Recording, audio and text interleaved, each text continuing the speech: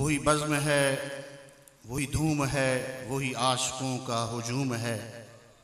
वही बज़्म है, वही धूम है, वही आशिकों का हुजूम है कमी तो बस मेरे चाँद की जो तहे मज़ार चला गया।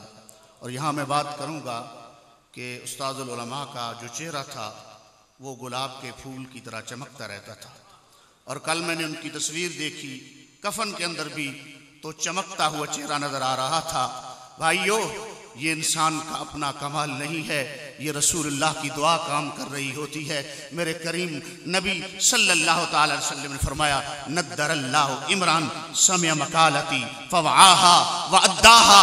अल्लाह उस शख्स के चेहरे को तरोताज़ा रखे जो मेरे फरामीन पढ़ता है, फिर ज़हन के अंदर उनको महफूज करता है, फिर हाफ़िज़े के अंदर उनको जमा करता है, और फिर बंदगाने खुदा तक रसूलुल्लाह का वो रूहानी फैज़ पहुंचाता है।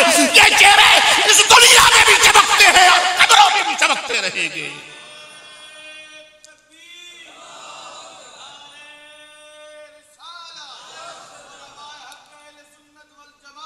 हमारे स्टेज की जीनत बने हैं मेरे उस्ताद गिरामी उस्तादुल उलमा शेखुल कुरान वल हदीस हज़रत अल्लामा मौलाना मुफ्ती असगर अली सियालवी साहब, आप जामिया नुशाइया जेहलम से तशरीफ़ लाए। हम आपको खुशामदीद कहते हैं। और ये तरह हमारी मियाँ वाली की जानी पहचानी शख्सियत हज़रत साहबज़ादा पीर तरीक़त साहबज़ादा सफदर गीलानी शाह साहब, आप तशरीफ़ लाए। हम आपको भी खुशामदीद कहते हैं। और आपके साथ हज़रत अल्लामा साहबज़ादा मौलाना मोहम्मद असगर खलीली साहब, आप तशरीफ़ लाए। हम आपको भी खुशामदीद कहते हैं। और इससे पहले हमारी माँ बचना की अजीम शख्सियत हज़रत अल्लामा साहबज़ादा मौलाना एजाज़ अहमद काज़मी शाह साहब, आप तशरीफ़ लाए। हम आपको भी मोस्ट वेलकम और खुशामदीद कहते हैं। अब मैं दावत खिताब देने वाला हूँ एक अजीम आलिम दीन, मुजाहिद अहले सुन्नत, शेखुल कुरान वल हदीस, जामिल माकूल वल मनकूल हज़रत अल्लामा मौलाना गुल मोहम्मद सियालवी साहब, आपकी खिदमत में गुजारिश करूँगा कि आप स्टेज की जीनत बने और अपने मलफूजात आलिया से हमारे कुलूब अज़हान को मुअत्तर फरमाए। नारा लगाए, नारे तकबीर। कोई आप बिल्कुल खामोश बैठे, नारा लग, नारे तकबीर, नारे रिसालत, नारे रिसालत, सय्यदी मुर्शिदी लजपाल लजपाल उस्तादुल उलमा हज़रत अल्लामा मौलाना गुलाम मोहम्मद सियालवी रहमतुल्लाह अलैह।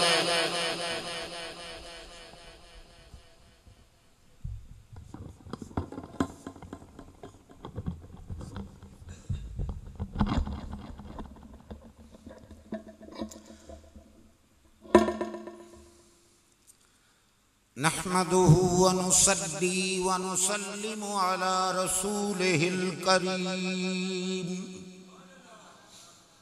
व नहनु अला ज़ालिका लमिनश शाहिदीन वश्शाकिरीन वल्हम्दुलिल्लाहि रब्बिल आलमीन वस्सलातु वस्सलामु अला अफ़ज़ल रुसुलिही व सय्यिदिल अंबिया वल मुरसलीन व अला आलिही व अस्हाबिही व अज़वाजिही व औलियाए उम्मतिही अजमाईन।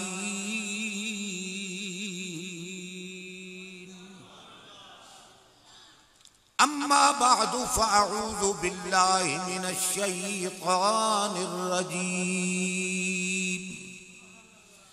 बिस्मिल्लाहिर रहमानिर रहीम। व इज़ा क़ीला लहुम आमिनू कमा आमनन नास क़ालू अनुमिनु कमा आमनस्सुफ़हा अला इन्नहुम हुमुस्सुफहा वलाकिन ला यअलमून। सदक़ल्लाहु मौलानल अज़ीम। अस्सलातु वस्सलामु अलैका या रसूलल्लाह व अला आलिका व अस्हाबिका या हबीबल्लाह। अस्सलातु वस्सलामु अलैका या शफीअल मुज़निबीन व अला आलिका व अस्हाबिका या रहमतल लिल आलमीन। अस्सलातु वस्सलामु अलैका या नूरल अफ़इदति वल उयून व अला आलिका व अस्हाबिका या आलिम मा कान व मा यकून। इंतहाई काबिल इज्जत व एहतराम मशाइख़े उज़्ज़ाम उलमाए किराम काबिल सद एहतराम मुअज़्ज़ज़ व मोहतरम सामीन हज़रात, ये दुख भरी और एक अजीम अहले सुन्नत के सदमे की महफिल है, जिसमें उन सदमात को याद किया जा रहा है कि हम अहले सुन्नत व जमात उस अजीम शख्सियत से महरूम हो गए जिसके मुताल्लिक आपको किबला प्रोफेसर मोहम्मद सईद साहिब मद्दज़िल्लाहुल आली आप फरमा रहे थे ना कि वो एक मुस्तकिल अंजमन थे। मुझे याद है कि नाज़िम इम्तिहानात का जब पिंडी में इलेक्शन हुआ था ना, तो बड़े बड़े हमारे उलमा मुदर्रिसीन तशरीफ फरमा थे, तो आपके मद्दे मुकाबिल कुछ हमारे बुजुर्गों ने दरखास्तें पेश की कि मैं नाज़िम का इलेक्शन लड़ूंगा, नाज़िम इम्तिहानात का। तो मैं शायद इतना समझदार मौलवियों में से तो नहीं हूं, उलमा के जूते सीधे कर कर के कुछ जो हासिल हुआ है वो मैं बयान करने में बेबाकी से बाज नहीं आता जी। यानी नहीं, अवाम हमसे ज्यादा तेज है। ये अवाम इतनी तेज है कि मुफ्ती मुनीबुर रहमान साहब और फवाद चौधरी की जब टक्कर आई, उसने कहा 24 को ईद मनाएंगे, तो मुफ्ती साहब ने रात को 10:15 बजे ऐलान किया, और जिस जिस जगह का फवाद चौधरी साहब ने बताया वहां चांद नजर नहीं आया, और चमन से चांद नजर आया तो ऐलान ईद हुआ। ये इतनी तेज कौम है कि 10:15 बजे तक ईद का ऐलान नहीं हुआ। जब हुआ तो ये कौम कहने लगी अब दब गया है ना फवाद चौधरी के सामने। इस कौम को हम नालायक नहीं कह सकते, ये बड़ी तेज कौम है। और हम सूफी रहकर अपने आप को पीछे ले गए। ये कौम बड़ी एडवांस हो गई है, हमें इसके साथ एडवांस चलना होगा। सुनिए, उस वक्त बात मुख्तसर सी करनी है कि वो शख्स जिसके कुल की महफिल में बैठे हैं वो मुस्तकिल अंजमन थे। तो एक साहिब बड़े जज्बात से फरमाने लगे उस्ताद मोहतरम को कि तू ऐसा करता है। मैं सोचता रहा कि खुदा की बेनियाजी है, शागिर्दों के मद्दे मुकाबिल, और उसको अभी एहतराम नहीं आया कि उलमा का एहतराम कैसे करना है। मैंने अल्लामा साहब इसीलिए ये आयत पढ़ी है। मैं चंद बातें करना चाहता हूं, ज्यादा टाइम भी नहीं लगाऊंगा, 10-20 मिनट लगाऊंगा। तो सुनिए, मैं अकेला खड़ा हो गया और मैंने उनसे सिर्फ एक बात पूछी कि अल्लामा साहब, ये मेरे उस्ताद जरूर हैं, वो अपनी जगह पे, लेकिन लफ्ज़ तू जो इस्तेमाल किया है आपने, आपके मुताल्लिक कुछ मैं भी जानता हूं, कुछ दीगर उलमा भी जानते हैं, शायद हम आप इस महफिल में आपको बर्दाश्त भी न करें, फिर भी कर गए क्योंकि उस्ताद मोहतरम ने बर्दाश्त कर लिया। तो आप थोड़ा सा अपने आप पर कंट्रोल रखें। तो किबला हसीनुद्दीन शाह साहब रहमत मद्दज़िल्लाहुल आली आप फरमाने लगे, अल्लाह करे हमारे उलमा बोलने लग जाएं तो जो उलमा को सही मानों में नहीं समझते वो उलमा को समझना शुरू कर दें। तो हमारे उस्ताद मोहतरम मुस्तकिल अंजमनते में बात ये कर रहा था और इस पर उस्तादुल उलमा वल फुदला शेखुल हदीस हजरत अल्लामा मौलाना गुलाम मोहम्मद सियालवी साहिब रहमतुल्लाह ताला अलैह आपके कुल की महफिल में बैठे हैं। आप एक मुस्तकिल अंजमन थे। वो अंजमन कैसे बनती है? बंदा अकेला हो, अंजमन उसके अंदर सिमा जाए तो फरमाया जब मोमिन कामिल होता है इंसान तो वो खुद अंजमन बन जाता है। अब सोचना है कि मोमिन कामिल कैसे बनेगा।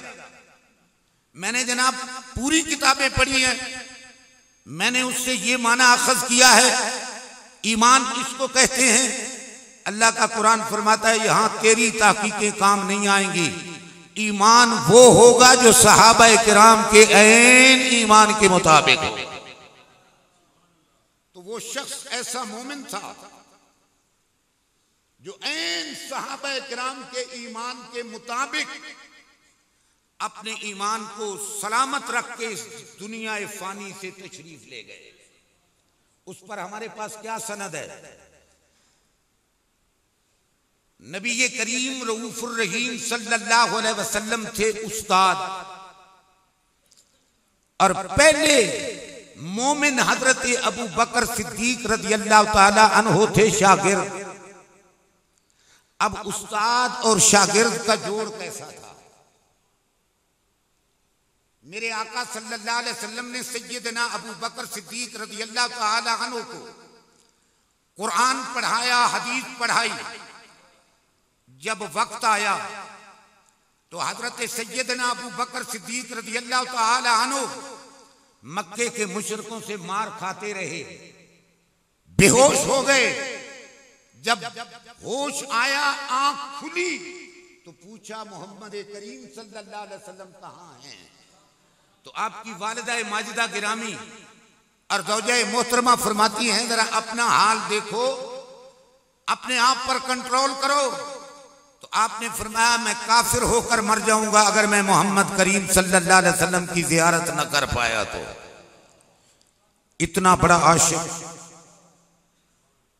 नबी होना अजीम मर्तबा है। अबू बकर सिद्दीक रज़ियल्लाहु ताला अन्हु को पता था मेरे नबी भी हैं, मेरे उस्ताद भी।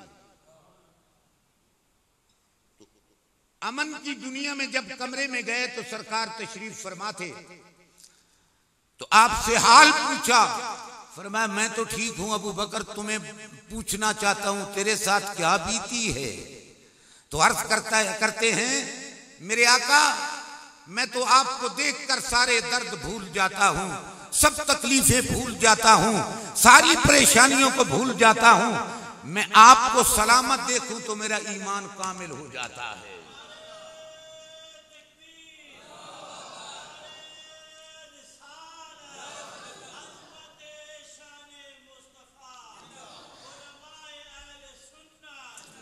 उस्तादुल उलमा हजरत अल्लामा मौलाना गुलाम मोहम्मद सियालवी साहब रहमतुल्लाह ताला अलैह अपने उस माहौल को देखते हैं जब उस्ताद की खिदमत का वक्त आता है।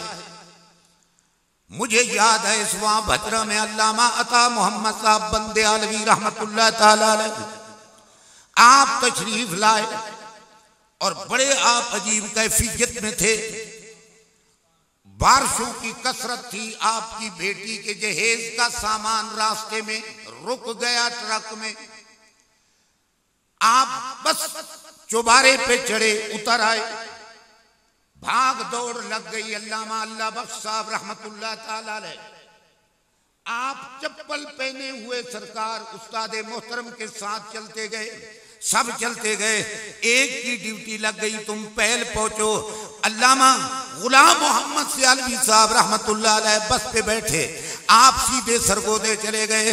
जब दम्मन शरीफ सामान पहुंचा, सामान तो नाचीज पहुंचा चुका था। जब उस्ताद मोहतरम तशरीफ लाए, अल्लामा अता मोहम्मद साहब रहमतुल्लाह अलैह फरमाने लगे, गुलाम मोहम्मद, मैंने तुझे बड़ी तकलीफ दी है, मैं तुझे तकलीफ में देखकर महसूस कर रहा हूं।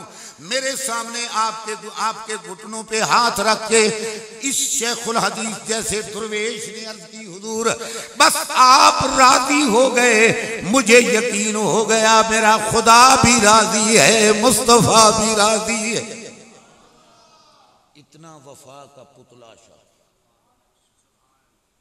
और आपको याद दिला दूं, आजकल तो हम उस्ताद आ जाएं तो शायद अपनी बेगम को चाय कहना भी थोड़ा सा डर के कहते होंगे, लेकिन मुझे याद है जफर साहब के रिश्ते की दुनिया में आप विद फैमिली रात को तलागंग मेरे पास तशरीफ फरमा हुए, तो मेरी बीवी कहने लगी कि आपके घर वाले कह रहे थे, मैं हैरान हूं जिस तरह आज तेरे घर वाला भागता दौड़ता फिरता है। अल्लामा अता मोहम्मद साहब बंदेयालवी रहमतुल्लाह अलैह अगर शम्सुल उलूम में तशरीफ ले जाते तो अल्लामा गुलाम मोहम्मद सियालवी साहब का दिन रात इस तरह भागते दौड़ते गुजर जाता कि कोई लम्हा मेरा उस्ताद महसूस न फरमाए। ये उस्ताद मोहतरम की दुआएं हैं। अल्लामा अल्लाह बख्श साहब रहमतुल्लाह अलैह की, अल्लामा अता मोहम्मद बंदेयालवी रहमतुल्लाह अलैह की, और उन दुआओं का नतीजा ये है कि सिर्फ पाकिस्तान नहीं, यूरोप की दुनिया तक दुनिया जानती है कि अल्लामा गुलाम मोहम्मद सियालवी साहब एक मुस्तकिल अंजमन है। एक मुस्तकिल अंजमन में आखिरी बात अर्ज करके इजाजत चाहता हूं, शायद आपके दिल में होगा लंबी तकरीर करने का शौक होगा, लंबी तकरीर नहीं, ये बातें हमारे उलमा की कुर्बानियों की हमें बताना चाहिए, क्योंकि हम दो तरफ लड़खड़ाए हुए हैं। एक पीर को राजी करना भी हमारी जिम्मेदारी है, उलमा को राजी रखना जिम्मेदारी नहीं है, अपना मामला भी सीधा करना हमारी जिम्मेदारी है। लेकिन जो अवाम हमारे मद्दे मुकाबिल है वो अपने उलमा को मुकद्दम समझते हैं, अपने पीरों को मुकद्दम समझते हैं, बाकी सारी दुनिया को पीछे समझते हैं। यही वजह है कि हम उनको देखकर तरस रहे हैं कि हमें भी इस काम करने की अल्लाह तौफीक अता फरमा दे। ये हमारी कमजोरी है और इसका एहसास किसको होगा? बने बनाए मदरसे में बैठकर कोई एहसास नहीं होता। उस्ताद मौलाना मोहम्मद इब्राहिम साहब रहमतुल्लाह अलैह किबला प्रोफेसर साहब तशरीफ फरमा है। आप फरमाते हैं कि जब गुल मोहम्मद मुझे मिलता है तो मुझे रायविंड याद आ जाता है। मैंने कहा हुजूर ये रायविंड कैसे याद आता है? फरमाया तलागंग में था ही क्या कि आज गली गली हम सलातो सलाम की आवाजों की गूंज सुन रहे हैं। बंदा एक डगर पे बैठ जाए, गैराबाद इलाके में बैठकर मसलक को उठाए तो फिर कमाल नजर आता है। और चकवाल की दुनिया में अल्लामा शेखुल हदीस व तफसीर हजरत मौलाना गुलाम मोहम्मद सियालवी साहब रहमतुल्लाह अलैह, कौम आपस में दस्तों करे बात ही अपनी भी, लेकिन ये मुस्तकिल अंजमन जब इस मर्द दुर्वेश ने चकवाल में डेरा लगाया तो सबको एक प्लेटफॉर्म पे जमा करके अल्लाह और रसूल के जिक्र एक ही स्टेज पे करवा के फरमाया मजा तो इस तरह आता है कि सब एक जगह हों और मेरे आका की तारीफ के गीत गा रहे हों, मजा आए। यानी मैं आपके सबसे जो अजीम खूबी थी कि पूरे पाकिस्तान से अगर कोई कराची जाता तो हजरत के इदारे में तशरीफ ले जाते उलमाए किराम, तो आप दिन रात उनके साथ मसरूफ रहते, उनकी खिदमत करते, इज्जत फरमाते, और उस इज्जत का आज ये फल हमें नजर आ रहा है। और मैं तो ये सीधी सादी बात समझता हूँ कि उलमा हम इसलिए नहीं आए कि हम जहाँ आएंगे दुआ करेंगे तो आपकी बख्शिश होगी, बल्कि मैं तो इस यकीन से आया हूं कि उस्ताद मोहतरम के इसाले सवाब की महफिल में जाऊंगा, दुनिया दुआ करेगी, आप ही के सदके से हमारी बख्शिश हो जाएगी। वरना ये हदीसें आप कैसे पढ़ते हैं कि जब बंदा मर जाए तो अमाल खत्म हो जाते हैं, 3 खत्म फिर भी नहीं होते। सदक़तुन जारियतिन, वो सदका जारिया क्या है? इदारा बनाया जिसमें हमेशा दीन पढ़ा जा रहा है, और इल्मी युंतफ़अ बिहा, इल्म पढ़ा लेकिन पढ़ के आगे फैलाया, जब तक वो इल्म की रमक बाकी है उन्हें तो सवाब मिलता रहेगा। और वलदिन सालिहिन यदऊ लहू, हकीकी औलाद भी है और रूहानी औलाद भी है, जब तक ये दुआएं करते रहेंगे आपको सवाब मिलता रहेगा, उलमा को सवाब मिलता रहेगा। हम इसलिए नहीं आए कि शायद हमारी वजह से आपकी बख्शिश होगी, हम इसलिए आए हैं कि आपके ईसाले सवाब की दुआ में शामिल होंगे तो बिहम्दिल्लाह हमारी बख्शिश होगी। तो आपका ईमान बिहम्दिल्लाह ऐसा ईमान था जैसा आकाए दो जहां सल्लल्लाहु अलैहि वसल्लम के साथ सहाबा किराम का ईमान था। तो जब ये दरमियान में एक रिश्ता कायम हो जाता है तो दुनिया में भी कामयाबी होती है, आखिरत में भी। आपकी दुनिया की कामयाबी भी आपने देख ली और इंशाअल्लाह आखिरत में भी आपकी ही कामयाबी है। मैं तो यही दुआ करूंगा, या अल्लाह हम बड़े नालायक हैं, हमें भी आपके नक्शे कदम पर चलने की तौफीक अता फरमा। तो वफा होगी तो सब कुछ होगा। अल्लामा इकबाल भी यही कहते हैं कि मोहम्मद से वफा तूने तो हम तेरे हैं, ये जहां चीज है क्या लौहो कलम तेरे हैं। आपको अल्लाह ताला अपनी रहमत के जवार में जगह अता फरमाए, आपकी कब्र को रोशन फरमाए, पसमानदगान को सब्र जमील की अजीम दौलत अता फरमाए। व आखिरु दावाना अनिल हम्दुलिल्लाहि रब्बिल आलमीन।